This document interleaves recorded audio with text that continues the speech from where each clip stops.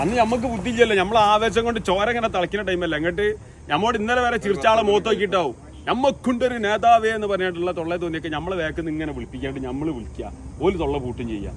ഇനി ബുദ്ധി ഉണ്ടെങ്കിൽ, ഇനിയുള്ള മക്കള് ബുദ്ധി ഉണ്ടെങ്കിൽ ഒരു പ്രകടനത്തിന് പോയി തൊള്ള ആവേശത്തിന് ഇങ്ങനെ വിളിക്കുക. ജയിച്ചവർക്ക് വോട്ട് ചെയ്ത് വിജയിപ്പിച്ചവർക്ക് അഭിവാദ്യങ്ങൾ വരാന്നല്ല ഒരു വ്യക്തിനെ എടുത്ത് പറയും ചെയ്ത് തൊള്ള തോന്നി പറയും. ഒരു ഏത് പാർട്ടിക്കാരായാലും രാഷ്ട്രീയം മൂന്നാളി കഴിയും എന്തേ ആരും ഇപ്പം മത്സരിക്കുന്ന മുഴുവൻ നമ്മളെ ദേവന്മാർ പരിചയക്കാരൊക്കെ.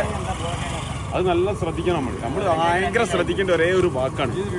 വല്യാപ്പന്റെ പ്രായമുള്ള ആൾക്കാരൊക്കെ വിളിച്ചാണ്ടാണ് എന്ത് പറയാ, വല്യാപ്പന്റെ ആവേശത്തിൽ ഇന്ന് ഞാൻ ഇപ്പൊ ഇങ്ങനെ നിങ്ങളെ നിന്നൊക്കെ വിളിച്ചാണ്ട് വിളിക്കൂ, നാളെ പിന്നെ എടാ പോടാന്നാവും വിളിക്കുക. അല്ലെങ്കിൽ അതിനെ നമ്മൾ ശ്രദ്ധിക്കേണ്ട ഈ മൂത്ത ആൾക്കാർ ചെറിയ മക്കളോട് പറഞ്ഞ് മനസ്സിലാക്കി കൊടുക്കുക.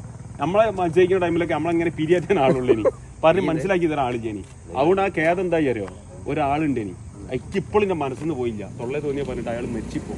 പക്ഷെ മരിക്കാൻ ആ ടൈമിൽ നിൽക്കുന്ന ടൈമിൽ ഞാൻ പോയിക്ക് പൊരുത്തപ്പെടിക്കാൻ കഴിഞ്ഞോ, ഞാൻ പറഞ്ഞിനി പൊരുത്തപ്പെട്ടോ അള്ളാഹുവാലോ.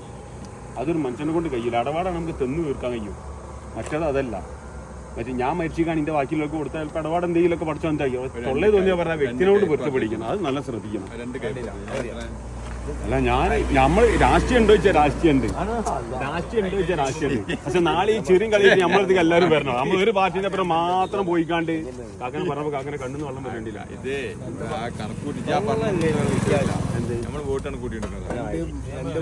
വോട്ട് കണക്കൂട്ടിയാലും ശരി.